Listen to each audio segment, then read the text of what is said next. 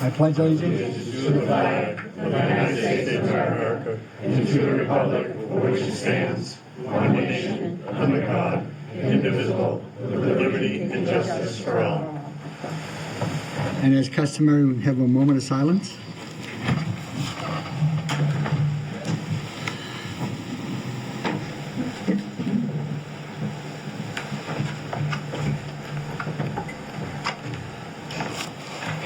I need to announce that this meeting is being recorded and televised by WHCA.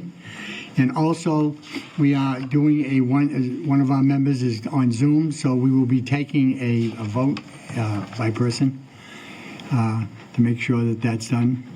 What else? That'll cover it, right? You must, the name, Justin. Oh, Justin, yeah. Justin Evans is on Zoom, so he will be voting. Hey, everybody. Yeah, he's here, Justin. Welcome. So what I need is approval of bill and payroll warrants. Do I have a motion? Motion. Do I have a second? Second. Second, thank you. Any discussion? All in favor? Justin? Yes. Yes. Sean? Yes? Yes. Okay. Accept the correspondence in the read file. I need a motion. Motion. Do I hear a second? Second. Any discussion? No. Roll call vote. Justin? Yes. Sean? Yes. I'm a yes. Laura? Yes. All right, public forum. Is there anybody here wish to speak in public forum? I need to turn this right. All right, can you hear me? So this is just basically about early voting for the special town election that's coming up November 4th. State law requires that each election that's a town election, this process that I'm going to explain to you has to take place. So we did it at the annual. So basically the law says that you have to offer early voting by mail unless the Board of Selectmen votes to not do it. You can offer early voting in person if the Board of Registrars sees fit and they bring that to the Board of Selectmen to take a vote on. The Board of Registrars has opted to not offer early voting in person. It's very costly. If the board takes no action tonight, which is what I'm recommending, then the early voting by mail happens. The annual town election, we only had 14 early voting ballots by mail. Absentee voting is out there anyway, so somebody could come in person and absentee vote. You need 3 reasons: religious reasons, medical reasons, or that you presume that you're not going to be in town. We don't have absentee police, so say your child, I'm going to just give you an example out there, has a soccer game scheduled for that day and it rains and you happen to be in town, you're not going to get arrested. You assumed that you were not going to be in town and you absentee voted. But before you could beat your ballots to the polls. With absentee voting, you can't. Once you absentee vote, whether whatever day it may be, then that's it. You can't beat your ballot to the polls anymore. But other than that, I recommend to the board that you take no action, that I'm just giving you this for informational purposes. Yeah. Okay, so And then I dropped my sticky right over there, but I know there are the voter registration dates for the town meeting is the 20th. It's on a Friday. It's from 9 to 5. And my office will be open, the building will be open for the voter registration, and for the election is the 25th, and it's a Wednesday, and we'll be open till 5 that day. okay, so through the recommendation of the Board of Registrars, Yeah. you have You take no recommended we action. take no action. Do we need to vote on that? You don't need to vote on it. No? It's just for informational. Well, Okay. if that's what you so choose, like I said, state law makes us do early voting by mail if you take no action, and that's what I'm recommending. We will adhere by your recommendation. Thank you. Thank you. Is there anybody else from the public that would like to speak? Seeing none, we'll move on. I need a motion to approve meeting minutes of open session for September 12th, 2023. Do I hear a motion? Motion. Motion by Laura, second? Second. By Sean. Any discussion? No. Roll call vote. Justin? Yes. Sean? Yes. Laura? Yes. And I'm yes. Okay, now the best part, swearing in ceremony of Sergeant Kevin Harrington, but we have Allison Sullivan is our state rep. She would like to read a proclamation? Do you have it? You can do the thing first if you want. Huh? If you want to do the pinning first. Okay, we'll swear him in first. Okay, let's do the swearing in. Yeah, come on up, Kevin. Come on up. So at the last meeting, Yeah. the board voted and approved Kevin Harrington to be promoted to the rank of sergeant, and this is going to be the pinning and ceremonial swearing in, so it's the public version of this, and then Allison Sullivan is going to come up with a proclamation. All right, there it is. All right, you hear it, I think, right? Raise your right hand, please. I, Kevin J. Harrington, I, Kevin J. Harrington, promise to uphold the Constitution of the United States, promise to uphold the Constitution of the United States, the laws of the Commonwealth of Massachusetts, the laws of the Commonwealth of Massachusetts, and the bylaws of the town of Whitman. and the bylaws of the town of Whitman. I promise to bring to my profession a standard of quality I promise to bring to my profession a standard of quality and integrity, and integrity, so that the conduct of my affairs of my office so that the conduct of the affairs of my office shall be above reproach should be above reproach and merit public confidence. and merit public confidence. In the position of sergeant on the Whitman Police Department, In the position of sergeant on the Whitman Police Department, I promise to uphold such laws and bylaws I promise to uphold such laws and bylaws to which the office of police sergeant may be subject. to which the office of police sergeant may be subject. I, Kevin J. Harrington, I, Kevin J. Harrington, do solemnly swear and affirm do solemnly swear and affirm that I will perform the duties incumbent upon me that I will perform the duties incumbent upon me as police sergeant for the town of Whitman as police sergeant for the town of Whitman, in good faith in good faith and to the best of my ability, and to the best of my ability. so help me God. So help me God. Congratulations. Thank you.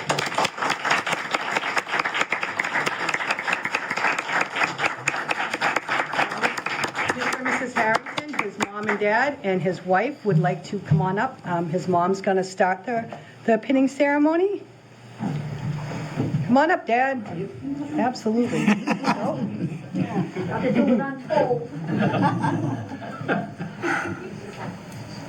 Can I stab him? Oh, go for it. Yeah. Go, Ben. That's so cute. Yeah.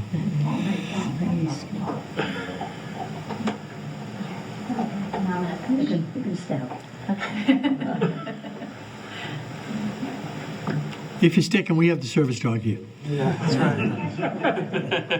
don't you get, Mom, why don't you get next to him? Oh, okay. I'm gonna get that up there. It's great. Please, John. Thank you.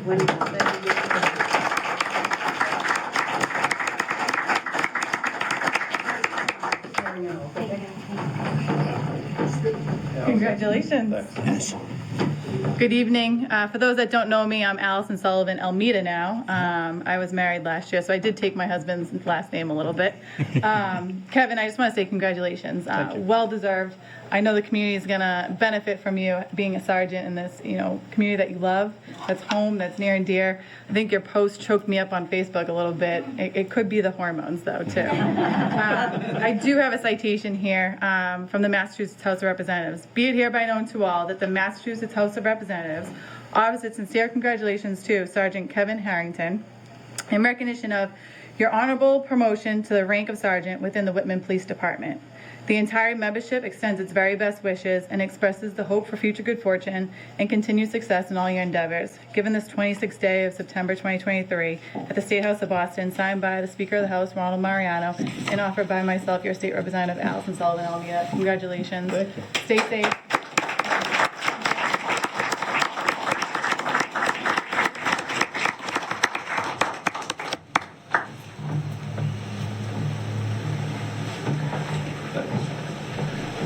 All right, outstanding. Great. Very nice.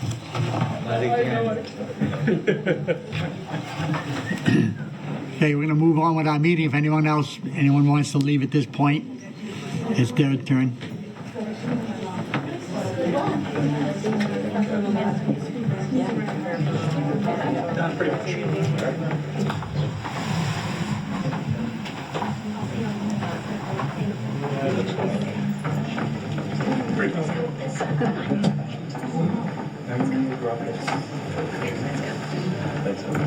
Thank you, everyone. Absolutely. Congratulations. Just going. Congratulations. Thank you. Get him up, huh? You're a very nice son. And I do apologize, but I do have to go. The baby's at home with my There you go, mom. Allison. Thank you. Thank you. All right, thank you. Nice to see you. Congratulations. Now we have a scheduled hearing meeting at 7:05. This public meeting is an application for Avena Incorporated for a Class II auto dealer's license on the premise located at 845 Temple Street, subject to receipt of the security bond and as required by Mass General Law, Chapter 140-58, a signed tax abstention form, the license fee, and final inspection approval of the building commissioner, zoning enforcement officer.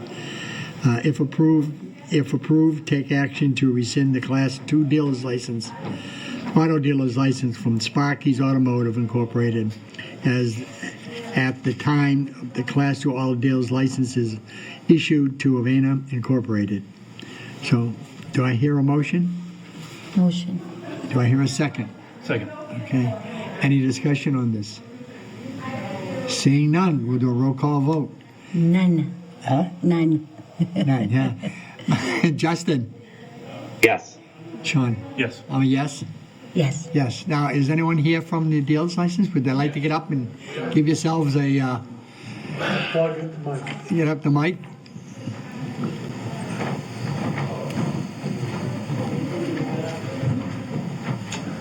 Hi, you guys may know me as the famous Sparky. I am the famous Sparky, and I'm getting to the point where I don't use the property so much, so I'm going to lease out half of it to my new tenant here, and he's going to take over the car sales. I'm still going to do my repair shop on the other side, and so I'm going to turn in my license to facilitate him getting his. Okay. All And right. this is Nick. He's been working down the street for a few years at one of the other dealerships, and he wants to go out on his own. Congratulations. Welcome. Yeah, last 6 years I'm working in Whitman for Yeah. LA Motors dealership. Yeah, you got Close with. a large pair of shoes to fill now. So now I want to start my own small business. Since I know everything, I'm working like inventory manager. I do everything, just don't sell car. So it's time start. Okay. Thank you. Congratulations. Congratulations. Any other paperwork you guys need?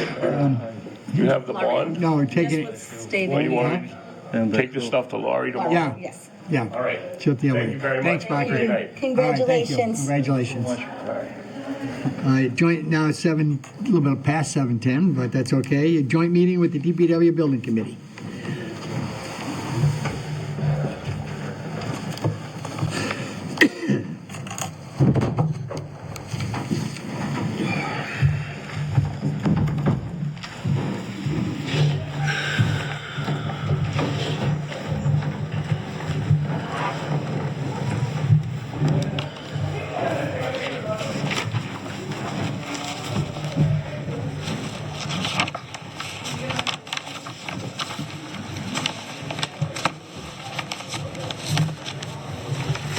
Okay. All right, the purpose of our joint meeting is to go over some issues. Where's Kevin? Oh, too noisy out there, Frank? Thank you. Okay, we just had our building committee meeting was at 6:30. We had a meeting to go over some issues, and we're going to talk about them today. So, Frank, you want to go on it? Or Mary Beth? Sure. As you know, at your last meeting, we talked about the need to raise additional funds. Mary Beth has been very busy researching what our potential options are for doing this. We have come up with money that's available that's previously been appropriated, which we discussed at our last meeting. We also talked about borrowing additional funds. And our biggest concern was layering an additional level of borrowing on top of what is already being presented to the town. So we asked Mary Beth, or Mary Beth actually suggested that we look at the possibility of utilizing county ARPA funds to free up some of the debt commitment we've made to the sewer main replacement program. And it's been a bit of a back and forth thing between bond council, our local council, and I think it's now in the hands of the umpire. But we expect that we will be able to commit, in round numbers, $2 million less on the sewer water main than we had previously voted. We're suggesting that we take that borrowing authority and extend it. I think it's 2.5? 2.2? 2.2 million. We extend that to the existing authorization for the DPW.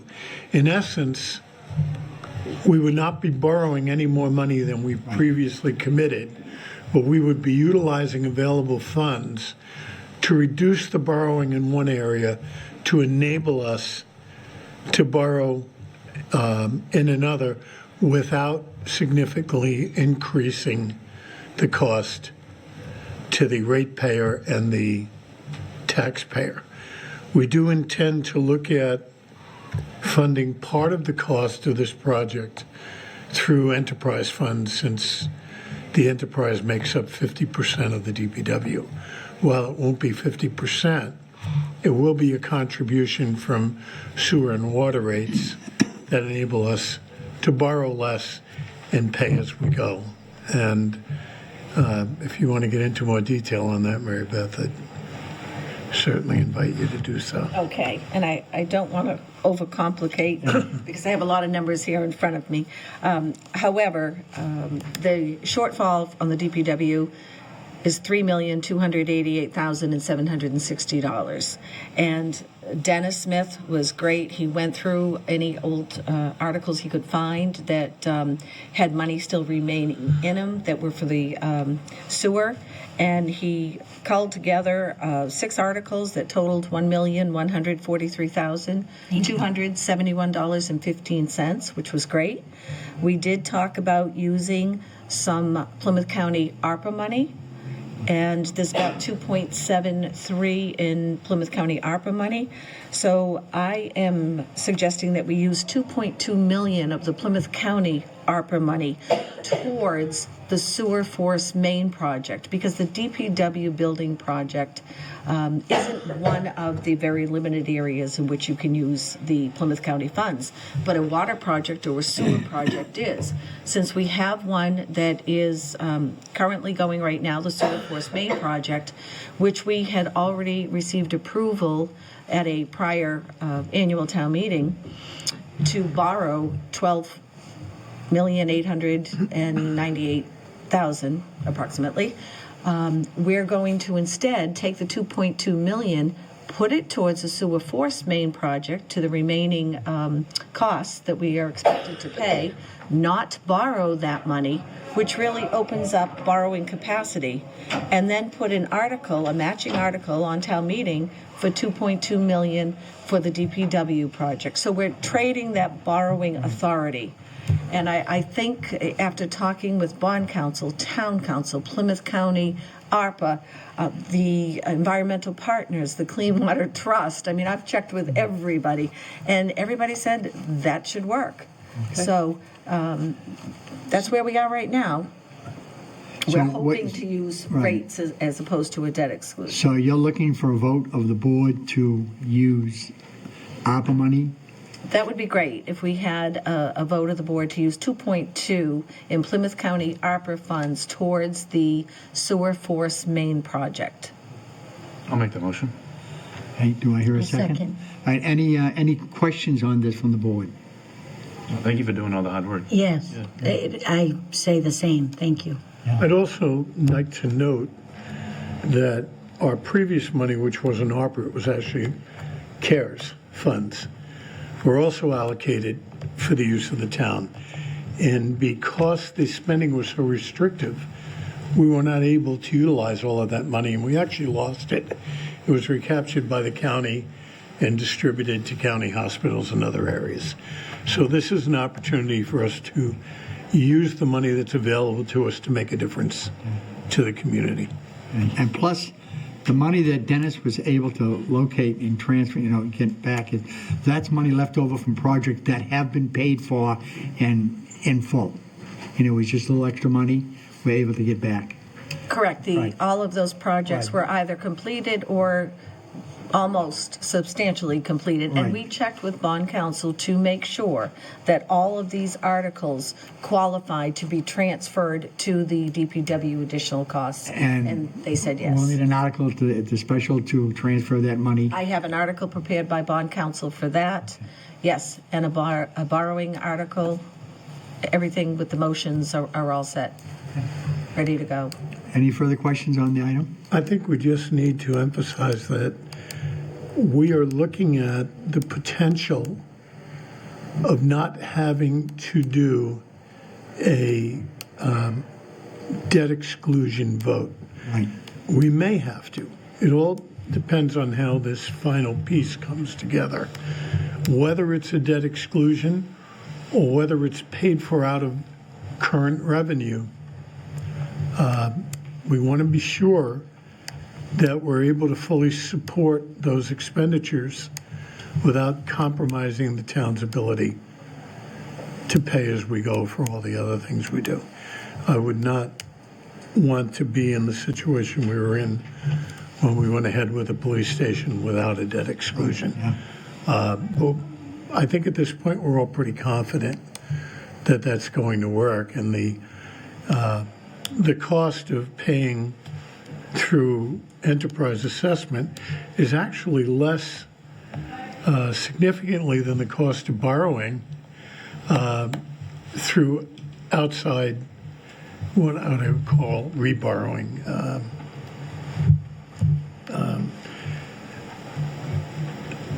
Just Mr. Chairman, losing my track here. Hold on, Frank's still speaking. Oops, sorry. No, go ahead. All right, Justin, yes, you have a question? Sorry, I think there's a little bit of a lag. No, I was actually just going to credit the DPW commissioners. This is really only possible because so many previous articles came in under budget, and as we've seen with the sewer force main project, it's come in. We've cut every lucky break possible.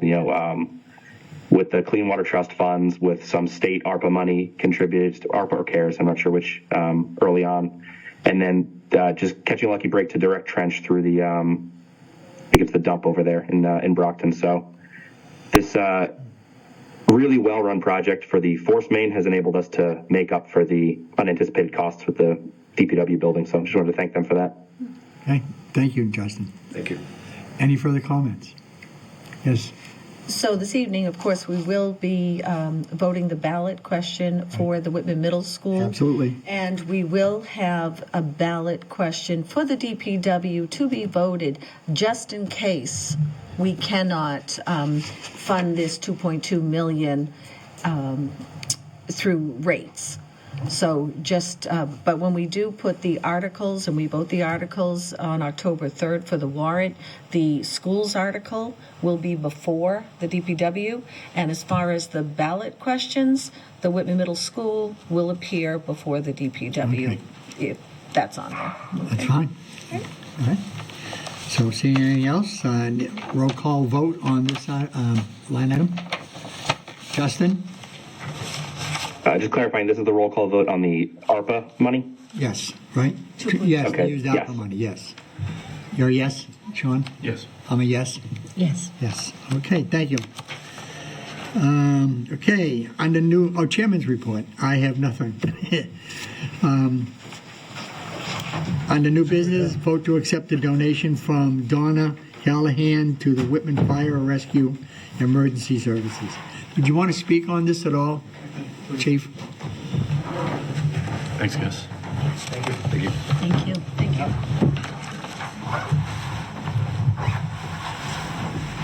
So just briefly, about a week ago, we received an unsolicited letter in the mail. We opened it and we found a donation to the fire department from Donna Callahan in the name of her parents, James and Betty Geary, that were residents of Winter Street, with a note saying, "Thank you for taking care of my parents in their later years." We reached out to her because you can see what the amount is for. We reached out to her to assure that this is what she was looking for and what she wanted, and she said she just wanted it to help the fire department in any way. Talking with the town administrator, the best place for this to go would be into the gift account. And we thank her very much for her generous donation. Okay, thank you. I have a motion. Do I get a motion in a second already? All right, did I get a motion in a second? Second. Did we get a motion? I'll make that motion. Sure. Second. Second. All right, roll call vote. Justin? Yes. Sean? Yes. I'm a yes. Yes. Laura is a yes. Okay, vote to accept the donation from Donna Callahan to the Whitman Council of Aging. Do I hear a motion? I'll make the motion. Second? Okay, anybody want to explain that? Yes. Yes. So Mary Holland is not here this evening. However, the Council on Aging also received a check from Donna Callahan in memory of her mother, Betty Geary, and that was in the amount of $30,017.99. And her mother actually had left that to the COA. She really enjoyed attending the Council on Aging, playing cards, bingo, chair yoga were some of her favorites, and they were just very pleased to see this money go to the Council on Aging. Very good. That's an exceptional amount. Okay, roll call vote. Justin? Yes. Sean? Yes. I'm a yes. Laura? Yes. Okay, thank you. Next item is vote to rescind the appointment of Ann Holbrook from the position of Associated Member of the Historical Commission effective immediately. I think you skipped one, but you can go back if you'd like. Oh, did I skip something? I'm sorry, let me go back. Act on the request of Town Clerk Don Valley to appoint checkers for the October 30th, 2023 special election. Do you have a list of them? Yes, and that was in each packet, but we do have Anne Marie Holbrook, Betty Jean Conrad, Leanne Valancourt, and Carol O'Brien. Okay. Do I hear a motion? Yeah, I'll make the motion. Hear a second? I'll second. Laura seconds. All right. Any discussion? Seeing none, roll call. Justin? Yes. Sean? Yes. Laura? Yes. And I'm a yes. Now I get to vote to rescind the appointment of Ann Holbrook from the position of Associated Member of the Historical Commission effective immediately. Do I hear a motion? Motion. I hear a second. Second. Any discussion? Seeing none, roll call vote. Justin? Yes. Sean? Yes. I'm a yes. Yes. Vote to appoint Ann Holbrook to the position of a member of the Historical Commission through June 30th, 2025 in order to fill an existent vacancy. Do I hear a motion? Motion. Hear a second. Second. Second. Any discussion on it? Hearing none. Justin? Yes. Sean? Yes. I'm a yes. Yes. Okay. Take action to accept the vote of the Historical Commission to appoint June O'Leary as a member. What's that, Emenson? Emeritus? Emeritus? Okay. In one of the associate memberships. Hear a motion? Motion. Second. Okay. Thank you, June, she's not here, right? For volunteering. Roll call vote, Justin? Yes. Sean? Yes. I'm a yes. Laura's yes. Act on the request of Donnie Westhaver to change the date of the Whitman Area Toy Drive Toll Booth fundraiser from September 16th to September 30th. Fundraiser could not take place on 9/16 due to inclement weather. So I hear a motion. Motion. Do I hear a second? Second. Any discussion? Hearing none. Justin? Yes. Sean? Yes. I'm a yes. Laura? Yes. Next on the agenda is vote to place the following questions on the November 4th, 2023 special election ballot. You want to read it or you want me to read it? I can read All that, right, certainly. go ahead. Shall the town of Whitman be allowed to exempt from the provisions of Proposition 2 1/2, so-called, the amounts required to pay the town of Whitman's allocable share of the bond issued by the Whitman-Hanson Regional School District for the purpose of paying costs of demolishing the existing Whitman Middle School and constructing a new Whitman Middle School at 100 Corthell Avenue in the town of Whitman, Massachusetts, including the payment of all costs incidental and related thereto? Yes or no? Okay. Do I hear a motion to place that on the ballot? Motion. Hear a second? Second. Any discussion? Hearing none. Justin? Yes. Sean? Yes. I'm a yes. Yes. She's all set. Discuss the appropriation additional funds for the DPW building. We've already done that, right? Well, in this discussion, if I may, Yeah?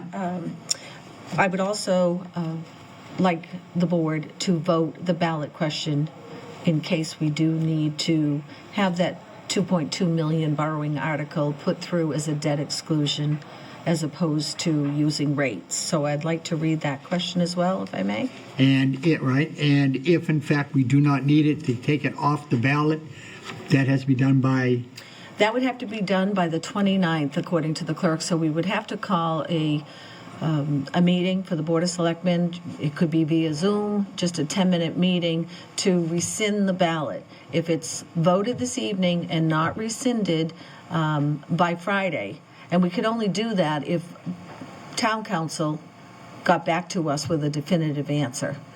So town council feels that we can use rates to support the 2.2 million in debt. They've reached out to the Municipal Finance Oversight Board.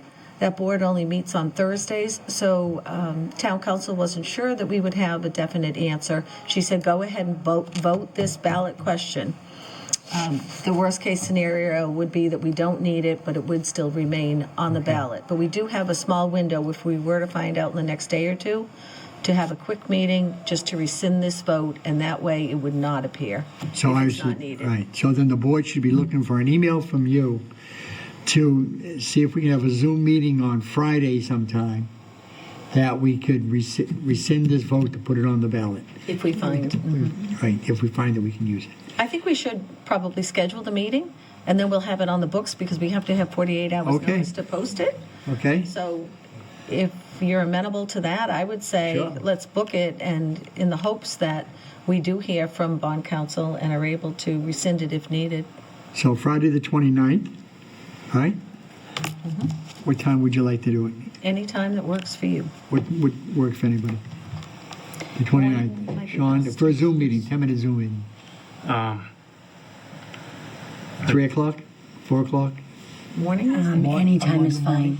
Any time is fine, except for 2 How o'clock. many time for Morning Friday? might be better. Morning? Will you have the answer by morning? I don't know if we'll have it at all. That's the problem. Right. So the question is, I'd hate to do it by 10 o'clock in the morning, all of a sudden, 12 o'clock, you get an answer. I just want to make sure I get the information to the clerk by at least the end of, I mean, we're Right. closed, but she said she would come in on Friday. And we can have the discussion about the ballot question first and then schedule the meeting. Sure, absolutely. Okay. All right, then I'll make a motion that we need a motion to place a ballot question on the DPW project to consider whether to include this on the debt exclusion at the upcoming October 30th special town meeting and November 4th special election. Do I have a motion? Motion. Second. I'll second for discussion. but I Okay, have my all right, Sean? I think, for me, I certainly have reservations about this because I'm not comfortable going back to the voters for more money on a project that's currently, I think what we presented in the spring was a sound project. That's why I supported it. But to go back on a project and ask for more money is something that I don't want to make. I'm not very comfortable with. I'd rather, find creative ways to get the money or be more disciplined about, finding ways that we can make the project work otherwise. But going back for more, I think as we go over some of the debt presentation shortly, you'll see some of my reservations. I think we're taking on a lot of debt, and to ask the voters to take on more debt is not something I'm comfortable with. My answer to that is the fact that we have possibly found a way of doing it. This is just making it so that it's possible that if what we're thinking on being able to use ARPA money and other monies to lower this, but for some reason, if something happens, the extra money that is going into this project has to do with soil contamination, and whether or not that has to be taken care of first before we can even touch the buildings. So I'm thinking we've already answered your question by finding solutions to cover it. We're just setting it so that if something happens that we have no control over, which I don't think is going to, we're just covering ourselves to be able to get this project going and to clean up that soil. I understand your concerns, but for me, I guess I'm just not very comfortable with the idea that we didn't expect some of this to happen. We knew that this was a question mark, and I think we put away some money, but not enough money. And for me, like I said, I'm not comfortable with going back to the voters and asking for more money on a project that's been passed, and I think we need to find a way to manage. So, okay. Mr. Chairman, I have a question. Yes. Go. So if I'm reading I know Mary Beth had forwarded emails from both bond council and town council kind of weighing this out. If I'm reading it correctly, their concern is that we'd be using ratepayer funds for not necessarily water sewer work, but I think we all agree that, at least 50% of the building is water sewer related. And we've already found about $2 million of water sewer funds to use toward the project. So we're already in the hole that they're afraid of putting us in. I think we can move forward, as Sean's suggesting, with the additional ARPA funds to the other project, freeing up water sewer revenue for this project. It'll still put us at, I think I'm doing back of the envelope math here, but about 20% of this building would be funded by water sewer money. And that's well under, any identifiable use of the building. So you're comfortable with putting this on the ballot? No, I'd rather not put it on the ballot. And actually, so my concern there is that if the middle school project were to fail, we wouldn't have a clear answer from the voters to say it's because of the project. It could be we were confused that there were two questions on the ballot. So I kind of want a clear direction from the voters on the middle school project, and I'm afraid this will muddy the waters, especially if we don't need to do this. What do you think? Well, how I think is that we should give our voters the choice. Nobody wants to pay all of this money, but I think that our voters are smart enough to know where they want their money to go. There's been a lot of work done to come up with this extra money, and I don't think it's going to go on the ballot. I've had people concerned and come to me and ask me if these questions both going on are going to hurt the school project. Well, not if the voters want it. If the voters want it, they're going to overwhelmingly vote for it. I think we've had enough discussion. The DPW project has been at least 10 or 12 years trying to get afoot. We're now here. We can't go anywhere else. And the school, we got to find out what our voters want, because we don't just have this one school. We also have Duval and Conley, and down the road very soon we have Social Votech. So I think we need to give it to the voters who actually pay the bills and see what they want, is my opinion. Yeah. I kind of agree with you. Yes.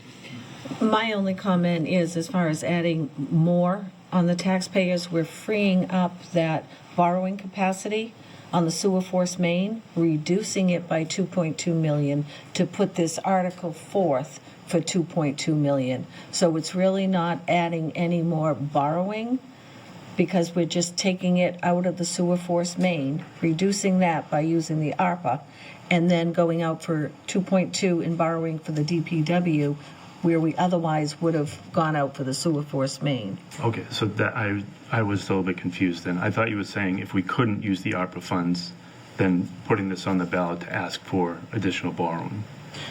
No, So I think that's right. What we're doing is having the ballot we can use the 2.2 in ARPA funds towards the sewer force main. That's absolutely definite that we can do that. I've checked with everybody.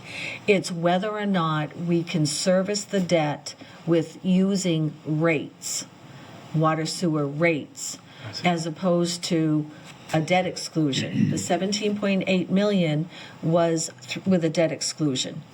The 2.2 million, we would like to use rates as we were going to with the sewer force main. We were going to use sewer rates. On this, we would like to use sewer water rates.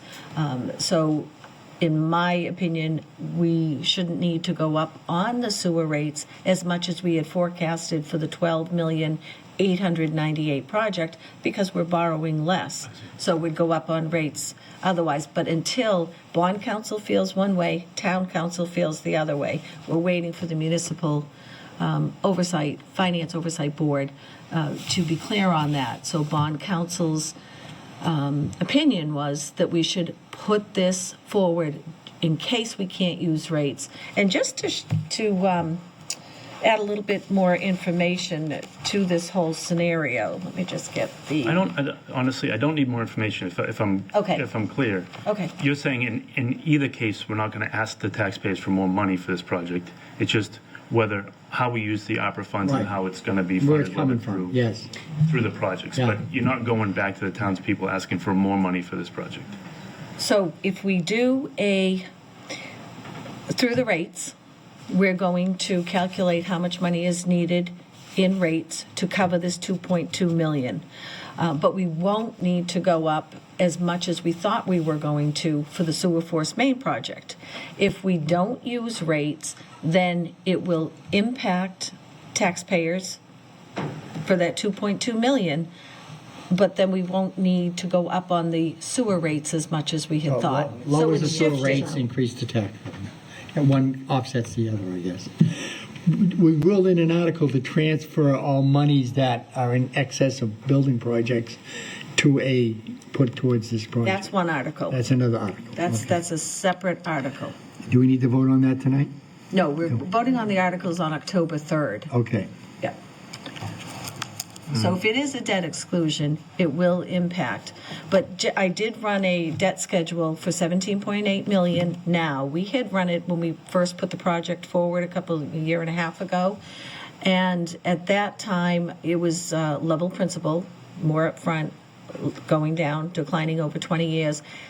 I believe it was like 255 on average. Now, our financial advisor ran a 17.8 debt schedule and a $20 million debt schedule to take the 2.2 million into account. If those were both debt exclusions, it only changed the average debt payment over the life of the fund, still on a level principal schedule, because I'll always say that, declining over 20 years. But the average was only a difference of about $30 a year to an average median home. But that's the scenario that would be second option. The first would be through the water sewer rates. Frank had something to say. Yes, Frank. Thank you. Mr. Chairman, I'd just like to address the question that Sean made to make sure everybody is on the same page.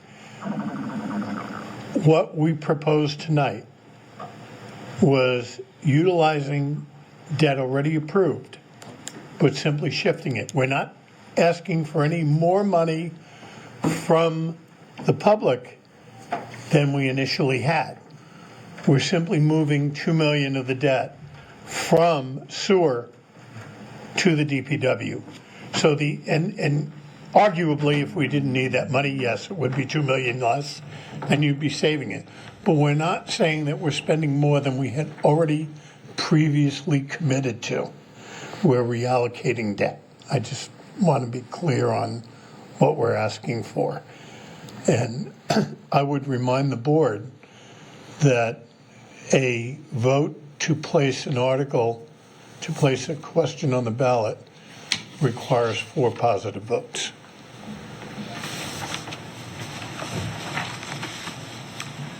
Okay, any other questions? Yes. With that said, Frank, I would like to recommend we schedule the meeting for this Friday, seek more information from town council, just to see if we can get that answer before Friday, and do it in reverse.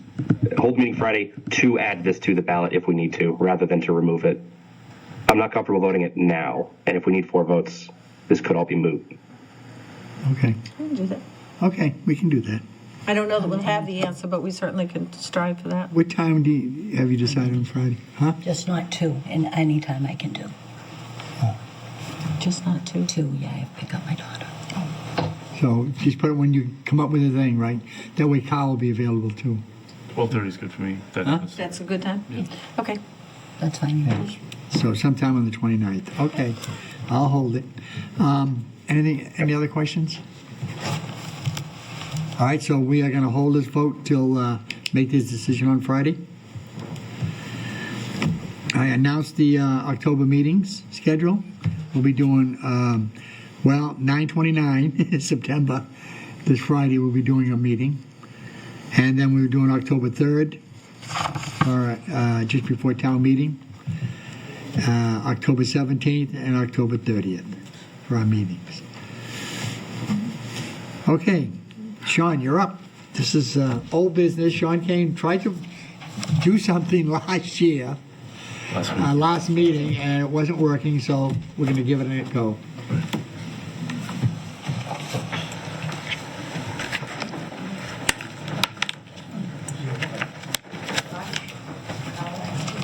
Do me a favor. If anybody would like one, here's a paper copy.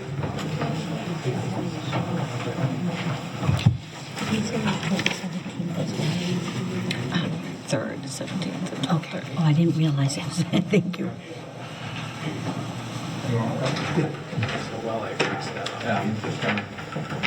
Take one and pass them down.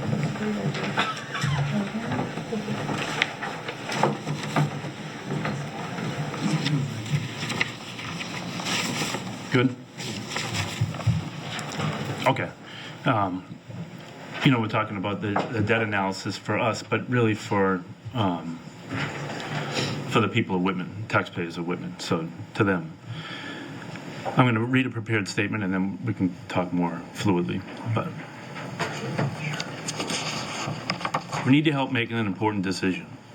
The school committee has asked us to consider funding a new middle school building. They have presented sound educational reasons for the design, and the Massachusetts School Building Authority will reimburse about 34%, or $45 million, of the project, leaving the town's share of approximately $89 million. If funded, the building project would be the biggest investment in the history of the community. We believe that this information will provide critical information for you to help make this decision. The Board of Selectmen proactively implemented a debt management policy a couple of years ago. We did this because at the time, our debt was low and we anticipated a number of new projects, i.e. the DPW and the middle school. Each of these projects are valuable and each come with a cost. A debt management policy is a tool that successful communities use to keep them on sound financial ground. Our current policy states this: excluded debt service costs should be less than 12% of the tax levy at all times. If above 10%, the town administrator should develop a plan to bring the excluded debt level to 10%, to the 10% level as soon as possible through rapid amortization. Our debt policy is represented by the horizontal red line on the chart, as you can see. This should help you gauge the magnitude of this decision and the long-term financial implications. An analysis of the past 20 years should also provide a healthy perspective of how we have managed our debt.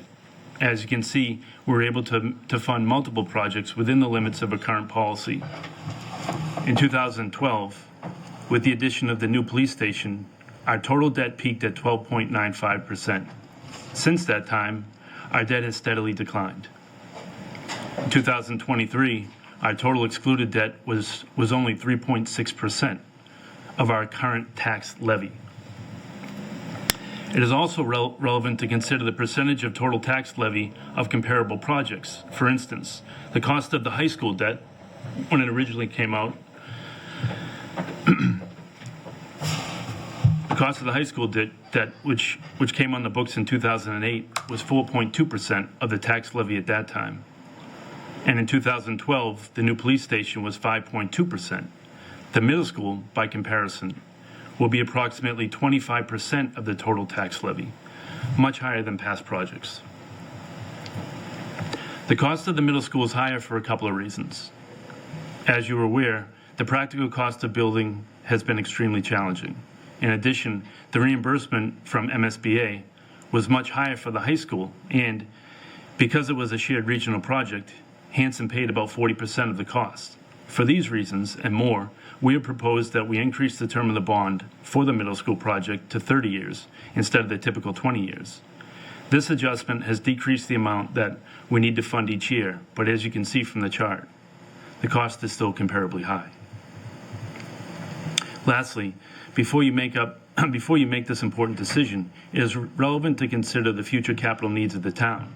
The funding of the DPW will impact the town shortly. In addition, we will be asked to consider funding our portion of a substantial South Shore Vocational High School building project. Beyond that, the town will obviously need to maintain our current buildings and address some additional concerns. These are critical variables for us to consider because the amount we fund today will have an impact on what we can fund tomorrow. Ideally, we can work together to make decisions that take into account the common good and a healthy future. And with that, do you have any questions about the chart itself? One thing just quickly to note is that the current tax levy is about $30 million.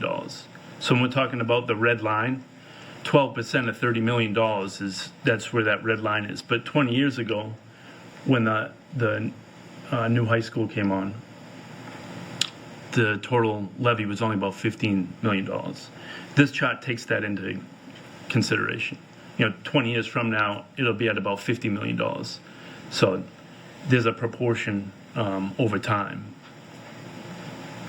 Also, I know there was a question at the meeting the other day, the middle school building committee. I think it was Don Essen maybe asked the question about when the high school comes off the books. The high school you can see is in blue here, this one.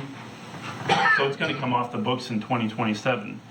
But there's a bit of a misconception about the way in which when it comes off the books, this is about $350,000 that we're paying collectively as a town.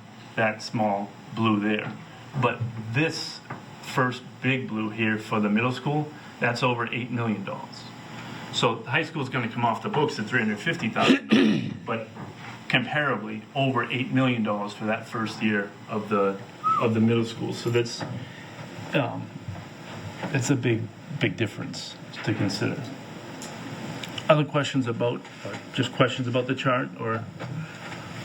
Well, I really like your presentation, and I like you bring up the other schools because we have kids that go to those other schools as well, and I haven't heard anybody bring it up, so thank you. Yeah, and I think that each of us need to make, the school has made a very good presentation about their arguments for the school and that kind of stuff, yes. And even how much it's going to cost individually. And people need to answer that question, how much can I afford? The question that we're evaluating here is not so much how much can I personally afford, but what can the town collectively afford?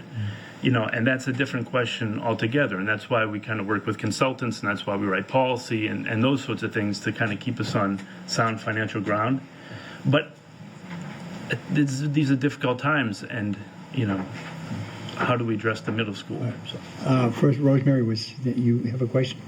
Yeah, I did. A question and kind of a statement. I'm glad you're talking about debt and how we handle it. Thank you, Sean. And I think it really was highlighted that we had an issue on how we handled our capital and our debt when we did the Collins capital. We talked about rolling debt, and that allowed us room to, without having sharp increases such as the one you're showing here, increasing what people can afford. But this happened a long time ago. This happened before these buildings came into play. Buildings erode, and we didn't plan for this. We didn't make the plan. We had no rolling debt. And at one point, we get on the wagon for better financial steps. One of the things that isn't shown here is other towns' process of how they handle capital, and we'd see that we've had many years in the last 19 years that we have goose eggs for how much debt we carry. And that's really the crux of the problem, because this isn't the first building that we're going to need. And another aspect of this is we can't give the illusion that people have a choice, that there is a cheaper option out there, what people can afford. By law, we have to provide a building. This is the cheapest option. Whether we want to pretend it's not, we can go out and say it's gold lined or do whatever, but the next option is less. And the next option we'll still have to pay the initial fees. We'll still have the same, unless you found a way to stop inflation. And we've seen it with the DPW building and everything else. This is the point in which we can get the cheapest building. And maybe it has extra, amenities. But even if we saw it with the last DPW, we have less and we're paying more now. Do we pay the price now and have the most, or do we delay it and pay more for less? And that really ends up being our only option. Now, if you'd like to kind of play with, hey, maybe we can go and have it refurbished, well, let's have that conversation. 30%, the roof alone would knock us into requirements for the state. We'd have to meet requirements that are more costly. It is the same end result. It is. So what are we going at? What are we doing? Well, we can't lie to the public and say, hey, you're going to get it cheaper. Hey, we don't need a school. We can't say that. We can't lie to the public and say, hey, we can do with this DPW. We have to tell the truth to the public. And the truth is we did not handle our capital and we did not handle our infrastructure well. And now it's come to a tipping point. That's the truth. And that's true. What you're saying, it is a big bullet to bite, but it isn't the building. And it isn't any of the people that came up with these plans. It was poor planning in the past. And that's why we had the capital, the Collins in. The hope is that we have a better future, that we build for a better future, and we tell the truth about how we got here and what we need to do to move forward in a responsible way. Thank you. Can I? Yep. Yes. Okay. Just, I appreciate the comments, and this is certainly a hard decision, and I think we're all torn in many ways. As a policymaker, I think one thing that I have been considering is when you look at this chart, the obvious comparison between the high school and the middle school stands out to me. Why was the high school so affordable, and why is the middle school right now not? Obviously, the cost of building and that kind of stuff is high, but that it was a regional project is one of the reasons why the high school was more affordable. Mm-hmm. We weren't a region when the middle school, we were 9 to 12 region, but we weren't a K to 12 region when the middle school was built. We are fully regionalized now. My question to the committee is, did they consider a regional option? Have they considered like an addition on the high school? Are those potential outside the box options things that could be considered, or are there reasons why that is completely, like you said, the only option? Is there a reason why that is not an option at all? Because for me, I don't want to play Monday morning quarterback, and have those discussions. That was an idea I had back in 2013 about a regional middle school. Because there is room at the high school. Matter of fact, at one point the school committee was debating, there's a piece of land that's landlocked that we were trying to purchase simply to have an extra piece of property, should we need, room, etc. So it had been discussed in the past. That's not what I want to say here. And I really don't want to get into debating the project. We do need a new middle school. The middle school we have has outlived its useful life, as far as systems, electrical, plumbing, HVAC, the major things. It has outlived its useful life. And you also have spatial requirements, ADA, etc., that you have to have a stairwell that's so wide. But again, I'm not sitting here to debate that. I do want to thank you. I do enjoy looking at this graph, and you can, see exactly what you're saying. Unfortunately, it's very similar to the operating budget at the school district. The costs are increasing faster than the levy can support it. That's, pretty much the problem when you're looking at your line there. If you're going to be having an arbitrary number, be it 10%, 12%, 20%, the number doesn't move, or the levy doesn't move up fast enough to encapsulate today's construction costs. And that's the point I wanted to bring out. Everything is so expensive. Look at what we found out, just in, a 6-month period. Not getting into the difference in the town cost, but just the overall project cost, $7 million. I don't know about you, but to me, that's a lot of money. And that was all in the span of 6 months. So, and I do thank you for your time. Thank you for putting that together. It's very important. John Galvin, High Street.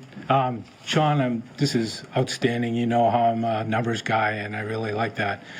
You brought up South Shore Tech, but it's not reflected on your chart, obviously. But I just wanted to bring up a point that I think South Shore Tech is going to catch us all by surprise.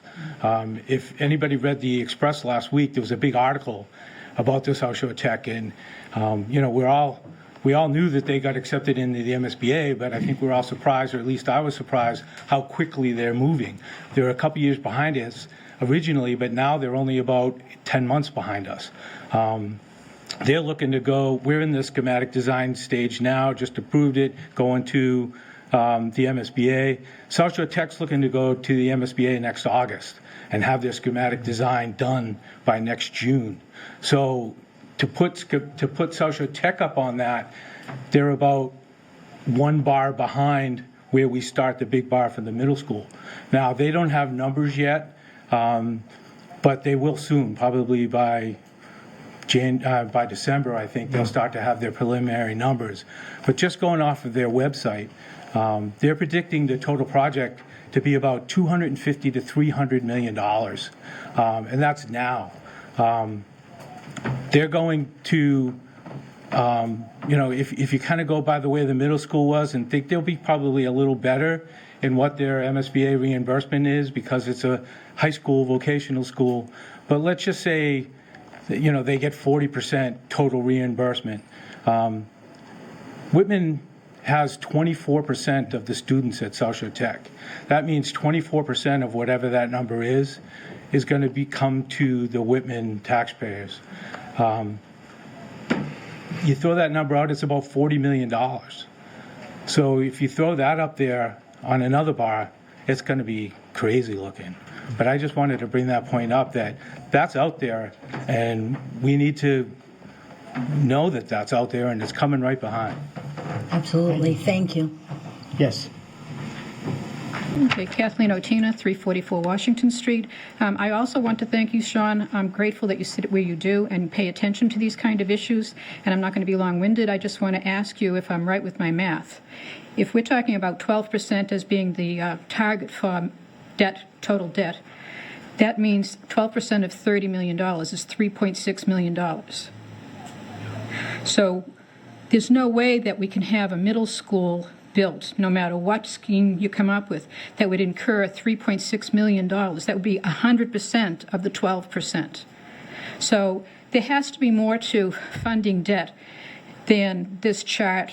I mean, there has to be, because the $3.6 million is just not a fantasy number that wouldn't even have been supported, I bet, back in the years of the high school. How do you get around this? Well, I wouldn't say it's a fantasy number. I mean, this came from Duxbury. This is Scott Lambiase. He had worked in Duxbury. Yeah. We'd worked with consultants a number of years ago. I actually was on the board, but playing a role like you are now. Yep. And so it was a general best practice that is written into policy in a number of communities like Duxbury that implement their town, financial debt management policies. So to give them this kind of gauge to work on. So to say it's arbitrary is, I think, undermining like the power of financial policy. Financial policy by nature pushes back, and it's not comfortable to push back, but I think paying attention to some of that feedback on the pushback keeps you within bounds that aren't gonna spin out of control. It did go over the 12%. You can see in the first year when the police station came on, but then it quickly got down, which was appropriate at that time. And that was, 5 projects. So there's something about the nature of borrowing right now. Lending rates are a little bit higher, construction costs are higher. We're only getting 34% from MSBA as opposed to, 50 or over 50%. So these are some big, and Hanson's not sharing the cost. So you take each of those into consideration, and the number starts ballooning. And we can make the argument that, well, that's just the way things are now. But that's a slippery slope, I think.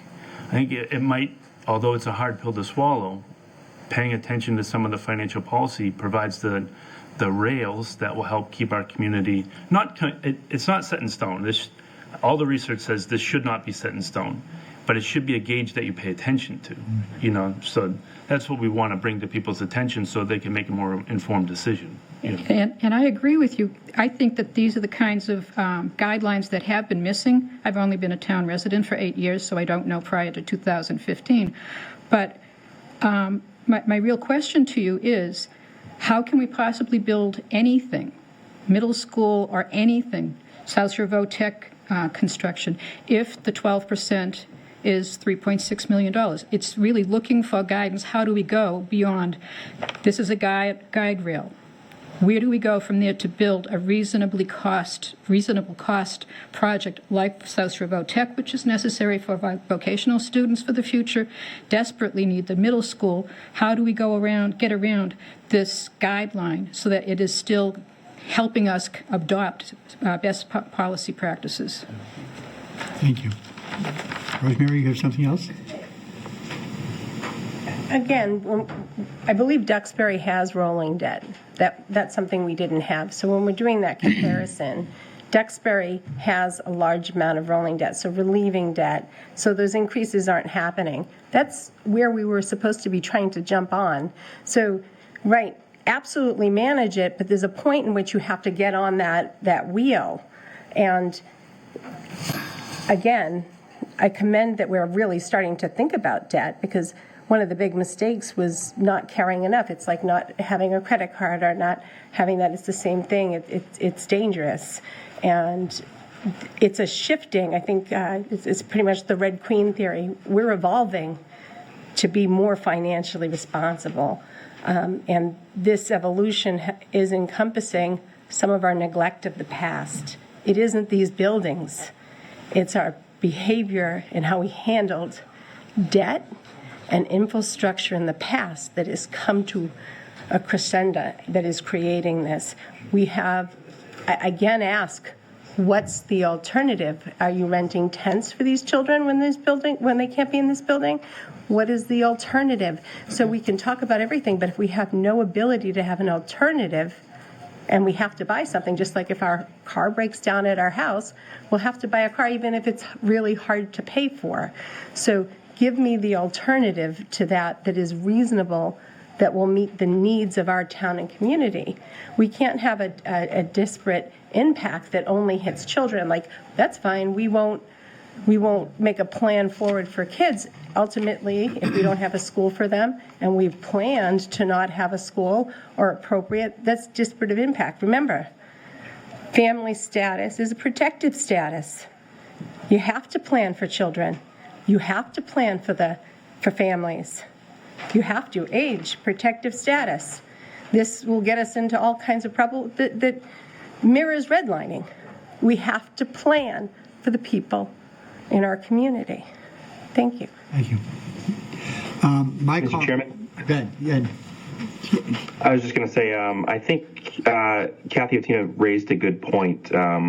This policy was probably set in the time of 0% interest borrowing with fairly low construction costs. At the risk of asking our board to look into one of the policies we've actually set, it might be time to see if other towns have updated to the current lending environment. Okay. My opinion is, as far as the construction or capital, we're going on a percentage, not so that a certain percentage goes to one item, but you also have, you get capital costs, but you also have department and town costs. I mean, you can't just say, okay, we raised the capital expenditures by 5% more, and then all of a sudden we look at all our departments, we're gonna cut it from them. There's only so much money coming into the house, and it has to be taken. As far as what's the alternative? The alternative, in my opinion, is you have a building project and you look at it and you say, what can the town afford? And you come up with a project. But the school project that they have, there are areas that they could have cut to minimize the size of the building, as far as things like, I think you were talking about the size of the gymnasium and the size of the auditorium and things like that, that it seems to me is a want and not a need at this point. And if you turn around, Rosemary, you can argue with it, but you can't have a humongous...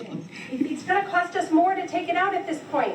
Yes, I understand that. I understand that, but they should have thought of that before they presented it and voted on it. Maybe you're right there, but it's done. Yeah. You don't have a retrospectoscope. Right. They put us in a bind. They put the town in a bind to make a decision on whether or not they want to go with the want and forget the need. People have the information, and they can... Right. They have information from the school, they have some of the financial information, and people, like you said... They're going to have to make their decision. They can make their decision. Right. I find it unfortunate when children are brought into it, like if we're opposed to it or if people don't vote for it, we're against children. That's not true. One of the biggest things that bother me is this debt is going to bring a lot of hardship to a lot of people. I am blessed. My mortgage is almost over. This won't affect me. But I was voted by the people, and the majority of the people cannot afford. Yes, I want an auditorium. I understand your desire for this, but we have South Shore Votech is a reality as well. We can't just ignore it. And you say, oh, well, if my car breaks down, I reluctantly have to go out and buy a car. But you buy one that's affordable. And I can't speak to what financial issues were in the past. I can't speak to that. I can't say, well, all right, yes, I can. Growing up, I didn't save a lot of money. I never really cared about money. Wished I had it now, but I can't go back. There's nothing to be done about yesterday, sadly. And we have to provide for children, but we don't have to provide where we're going to have a mass exodus of this town.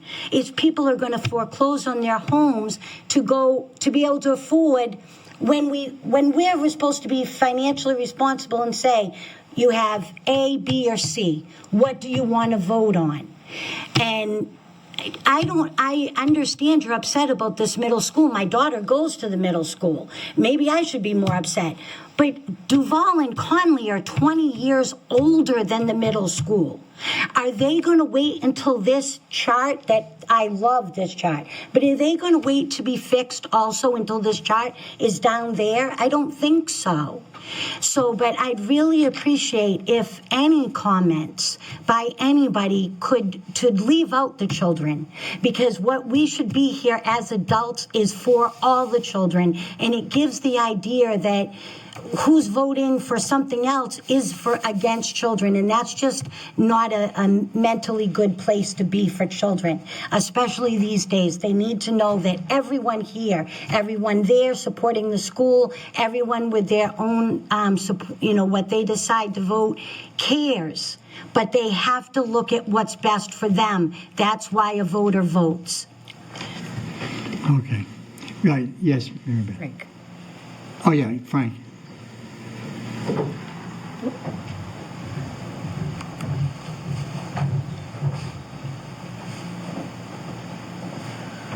I don't believe we're going to get anywhere with an 11th hour discussion. A committee was formed. They did an analysis. They met publicly over, seems like a year and a half. Been that long? Okay. And they came up with a plan.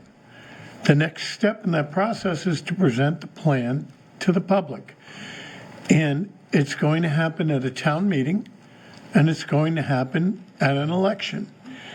And frankly, the discussions we're having here are probably nothing compared to what we're going to see at town meeting. Oh, yeah. And my plan at town meeting is to get up and say, hey, folks, you can't flog a dead horse. There's a decision to be made. The decision should be made at the ballot box. If people are willing to support it, they will vote for it. And if they vote for it, we're going to find a way to pay for it. If they vote against it, then we have to go back to the drawing boards and say, what other options do we have? But this discussion is not going to get us anywhere. I agree. Yeah. Amen. Thank you, Frank. All right, we'll end it there. Nothing needs to be voted on it, right? No. Okay. That being said, next on the agenda is the town administrator's report. Okay, and this evening I just have one item. It's the Purple Heart sign ceremony. Shannon Burke, she's the town's current Veteran Service Officer, has scheduled a ceremony on Wednesday, November 15th at 3 p.m. to present the Purple Heart signs that have been awarded by the previous VSO, Sarah Lansing. There'll be a short ceremony with light refreshments to follow at the Legion Hall. The invitees will be those veterans who have received the Purple Heart Award, sponsors, the Board of Selectmen, and any others that the town feels should be included. The Veterans Office is in possession of 17 signs, and Sarah's plan was to have 2 installed on Route 58, 2 on Route 14, 2 on Route 27, and 2 on Route 18, and 1 on Harvard Street. So Shannon has been in touch with the Legion, and she will contact the DPW for the installations. And it will be a very nice ceremony, after what Sarah Lansing had started. This is on November 15th November 15th at VFW? at the American Legion at 3 p.m. At 3. Awesome. Yep. And that's it. Okay, thank you. That being said, we need a motion to go into executive session pursuant to Mass General Law 30A, number 21A3, to discuss strategy with respect to collective bargaining with Whitman Police Union, Mass COP, Local 494. If any open session may have a detrimental effect on the bargaining position of the public body, the chair so declares. And also an executive session pursuant to Mass General Law 30A 21A3 to discuss strategy with respect to the collective bargaining with Local 1769 IAFF. If an open meeting may have a detrimental effect on the bargaining position, public body, and the chair so declares. Now, since we have somebody that is on Zoom, I have to ask you, is there anybody in the room with you? Nope, I'm in the basement. The door's closed. Okay, thank you. All right, I need a motion to go into executive session. Make the motion. Is there a second? Second. Roll call vote, Justin? Yes. Sean? Yes. Yes. Yes. All right, we're in executive session.